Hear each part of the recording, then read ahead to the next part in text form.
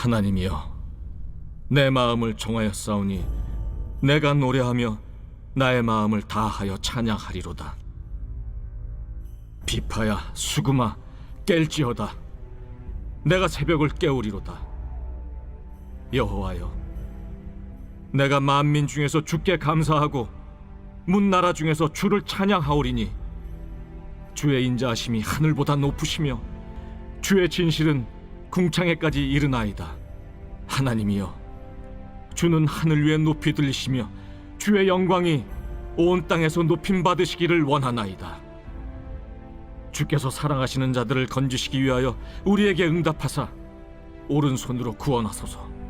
하나님이 그의 성소에서 말씀하시되 내가 기뻐하리라. 내가 세겜을 나누며 숲꽃 골짜기를 측량하리라. 길르앗이 내 것이요 므낫세도 내 것이며 에브라임은 내 머리에 투구요 유다는 나의 규이며 모압은 내 목욕통이라. 에돔에는 내 신발을 벗어 던질지며 블레셋 위에서 내가 외치리라 하셨도다. 누가 나를 이끌어 견고한 성읍으로 인도해 드리며 누가 나를 에돔으로 인도할꼬. 하나님이여, 주께서 우리를 버리지 아니하셨나이까. 하나님이여, 주께서 우리의 군대들과 함께 나아가지 아니하시나이다. 우리를 도와 대적을 치게 하소서. 사람의 구원은 헛됨이니이다. 우리가 하나님을 의지하고 용감히 행하리니 그는 우리의 대적들을 밟으실 자이심이로다.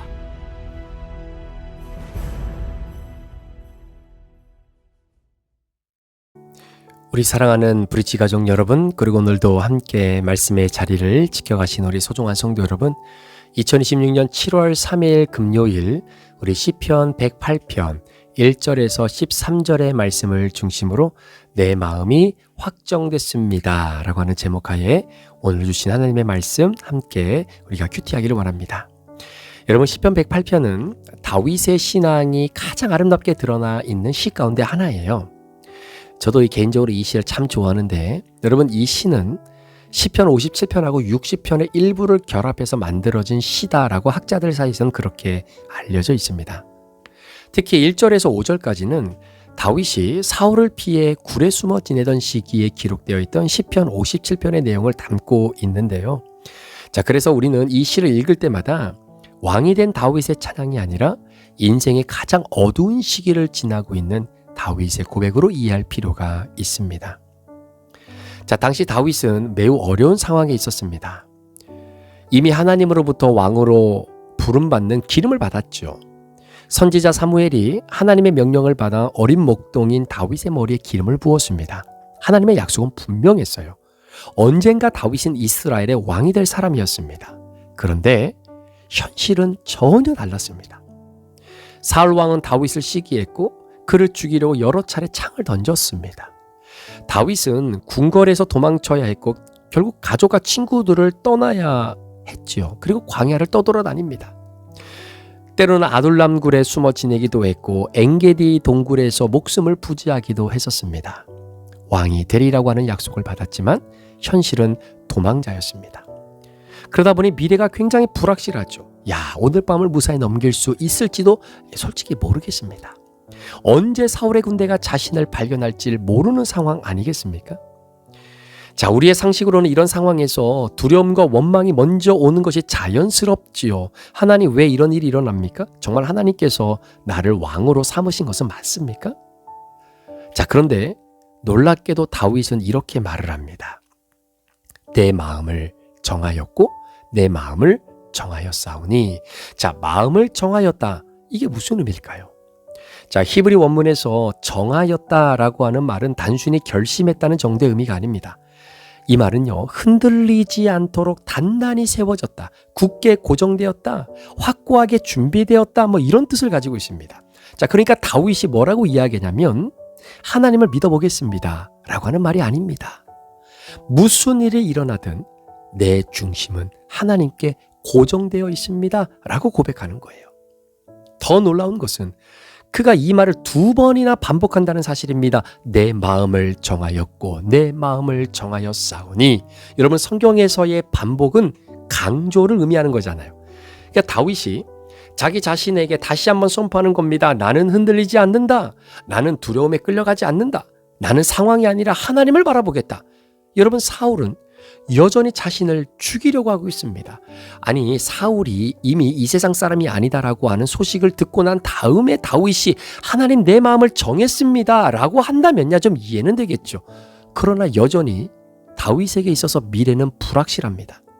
문제는 해결된 게 하나도 없습니다.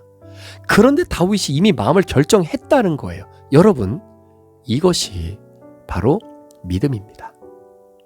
믿음은 문제가 해결된 후에 생기는 마음의 평안이 아닙니다. 문제가 그대로 있어도 하나님을 신뢰하기로 선택하는 것입니다. 자, 마음이 확정된 사람의 특징을 오늘 다윗을 통해서 우리가 좀 살펴보길 원하는데요. 자, 먼저 첫 번째로 상황보다 하나님을 더 크게 보기 시작했다는 거예요. 여러분, 굴 속에 있으면 굴만 보입니다. 사울이 쫓아오면 사울만 보입니다. 그러나 믿음은 시선을 바꾸게 합니다. 다윗은 자신의 처지를 바라보지 않고 하나님의 성품을 바라보지요. 자, 그래서 오늘 본문 3절과 4절에 이렇게 고백합니다. 여호와여, 내가 만민 중에서 주께 감사하고 문 나라 중에서 주를 찬양하오리니 대저 주의 인자하심이 하늘보다 높으시며 주의 진실하심이 궁창에 이르나이다. 여러분, 지금 이 고백과 다윗이 속해 있는 그 굴 속에서의 상황을 한번 이렇게 비교해 보십시오. 자, 굴은 굉장히 작습니다. 그런데 뭐라고 이야기합니까? 하나님의 인자하심은 하늘보다 높다는 거예요. 여러분, 사울의 권력은 제한적이지 않습니까? 그러나 하나님의 신실하심은 끝이 없는 궁창에 닿았다라는 겁니다. 그러니까 상황은 여전히 어렵지만 마음이 정한 사람의 특징은 하나님이 더 그 상황보다 크다라고 고백하는 거죠. 두 번째로 감정보다 변함없는 진리를 선택했다는 것입니다. 자, 사람의 마음은 끊임없이 변합니다. 어떤 날은 용기가 넘치고 또 어떤 날은 낙심했다가 또 어떤 날은 하나님이 가까이 느껴지고 또 어떤 날은 하나님이 되게 멀게 느껴지기도 하고요. 그러나 다윗은 자신의 감정에 인생의 방향을 맡기지 않았습니다. 하나님의 약속에 자신의 마음을 고정시킨 거죠. 그래서 내 마음을 정하였다라고 말합니다. 마음이 확정된 사람은 감정이 없는 사람이 아니지요. 감정 위에 하나님의 말씀을 세운 사람입니다. 자, 마지막으로 마음을 정한 사람에게 나타나는 특징은 결과보다 하나님 자체를 선택했다라는 것입니다. 자, 많은 사람들은 하나님께 문제를 해결해 주시면 찬양하겠다라고 생각합니다. 자, 그런데 다윗은 달라요. 아직 승리하지 않았습니다. 아직 왕도 아닙니다. 아직 광야에 있어요. 그런데 찬양합니다. 왜냐하면 하나님이 문제 해결의 수단이 아니라 자신의 목적이 되었기 때문이에요. 하나님 자체가. 다윗이 이어서 이렇게 이야기하지요. 비파야 수구마 깰지어다. 내가 새벽을 깨우리로다. 여러분, 이 구절은 매우 아름답지만 동시에 굉장히 강력한 신앙 고백입니다. 당시 비파와 수금은 찬양하는 데 쓰였던 악기였거든요.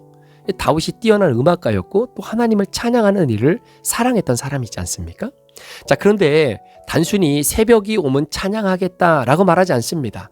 새벽이 오면 찬양하겠다. 이 말은 무슨 말이냐면 지금 내 환경이 이렇게 힘들고 어렵고 사울에게 쫓겨나가는 신세가 됐지만 그래서 내 인생이 칠흑 같은 어둠이지만 이제 내 인생의 새벽이 오면 다른 말로 표현하면 이 모든 환경이 다 해결되고 사울이 죽고 이제는 어느 누구도 나를 따라오는 그러한 죽음의 늪에서 내가 완전히 빠져나와 왕좌에 앉게 되는 그 새벽이 오면 내가 찬양하겠다라는 겁니다.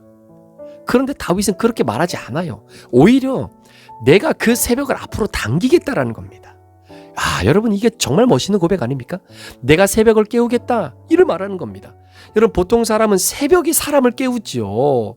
꼬꼬댁하고 닭이 울어야 새벽이 오는 거고 새벽이 온 것 때문에 사람이 깨어나는 건 아닙니까? 그런데 다윗은 자신이 먼저 깨어서 하나님을 찬양하겠다라고 이야기하는 겁니다. 여러분, 새벽은 성경에서 굉장히 특별한 의미를 가져요. 우리 예수님도 새벽에 날이 밝기 전에 늘 한적한 곳으로 나가셔서 작정하고 정해진 장소에서 기도하지 않으셨습니까? 그러니까 어둠이 끝나고 빛이 시작되는 시간입니다. 절망에서 소망으로 넘어가는 경계선이 새벽이잖아요. 여러분, 다윗은 굴 속에서도 새벽을 기다리는 사람이 아니었습니다. 오히려 그는 새벽을 깨우는 사람이었죠. 하나님을 향한 믿음이 그만큼 적극적이었다라는 겁니다. 환경이 좋아질 때까지를 기다리지 않아요. 기분이 좋아질 때까지를 기다리지 않아요. 문제가 해결될 때까지를 기다리지 않아요. 오히려 새벽을 깨웁니다. 먼저 찬양합니다. 여기서 우리는 중요한 연결을 하나 발견하게 되는데, 여러분, 내 마음을 정하였다라는 이 고백과 내가 새벽을 깨우리로다라고 하는 고백은 사실 같은 의미를 가지고 있다라는 거죠. 마음이 확정되지 않은 사람은 찬양을 미룹니다. 상황을 먼저 보고요, 형편 보고 기분을 봅니다. 그러나 마음이 하나님께 확정된 사람은 하나님을 먼저 찾습니다. 새벽을 깨운다는 것은 하나님을 하루의 첫 자리에 모신다라는 의미죠. 하나님보다 먼저 걱정을 깨우지 마시기 바랍니다. 하나님보다 먼저 두려움을 깨우지 마시기 바랍니다. 먼저 비파를 깨우고 수금을 깨우고, 그리고 여러분 인생의 찬양을 깨우십시오. 이것이 마음이 확정된 사람의 모습입니다. 우리 모두에게는 굴이 있습니다. 어떤 사람에게는 경제적인 어려움이 굴, 어떤 사람은 건강의 문제, 또 관계의 상처의 굴들이 있죠. 또 어떤 사람은 미래에 대한 불안함의 굴 속에 있습니다. 굴은 어두워요. 답답합니다. 언제 끝날지 알 수 없습니다. 그러나 다윗은 굴 속에서 배운 것이 있었죠. 마음이 환경에 묶이면 절망하게 되지만 마음이 하나님께 묶이면 찬양하게 된다는 사실입니다. 그래서 그는 왕궁이 아니라 굴 속에서 가장 위대한 고백을 남겼던 사람입니다. 내 마음을 정하였고 내 마음을 정하였사오니. 다윗의 확정된 마음은 이건 자기 체면이나 자기 확신이 아닙니다. 나는 할 수 있다, 할 수 있다라고 하는 긍정적인 사고도 아닙니다. 그것은 하나님이 누구신지를 알기 때문에 생긴 확신이에요. 하나님의 인자하심은 변하지 않고 하나님의 진실하심은 실패하지 않아요. 하나님의 약속은 반드시 이루어진다는 사실을 믿었기 때문에 다윗은 굴 속에서도 노래할 수 있었습니다. 그래서 다윗은 두려움이 없는 사람이 아니라 두려움보다 하나님을 더 크게 본 사람이었습니다. 마음이 확정된 사람은 상황이 좋아서 찬양하는 사람이 아니에요. 찬양하기로 결정했기 때문에 상황을 넘어서는 사람입니다. 오늘 우리도 각자의 굴 속에 있습니다. 그러나 다윗의 고백이 저와 여러분의 고백이 되기를 바랍니다. 하나님이여, 내 마음을 정하였고 내 마음을 정하였사오니 내가 노래하며 찬송하리로다. 그리고 확정된 마음으로 세상이 우리를 깨우기 전에, 염려가 우리를 깨우기 전에 하나님을 향한 찬양으로 새벽을 깨우는 그런 믿음의 주인공들이 되시기를 예수님의 이름으로 간절히 축복합니다. 기도하시겠습니다. 하나님 아버지, 우리 모든 성도들이 내 마음을 정하고 정하였사오니 내가 노래하며 나의 마음을 다하여 하나님께 찬양합니다. 깰지어다, 비파야 수구마 깰지어다, 내가 새벽을 깨우리로다. 새벽이 나를 깨우는 인생 되지 않게 하시고 내가 새벽을 깨우는 인생 되도록 오늘 하루를 축복해 주옵소서. 감사를 드리며 예수 그리스도의 존귀하신 이름으로 축복하며 기도합니다. 아멘.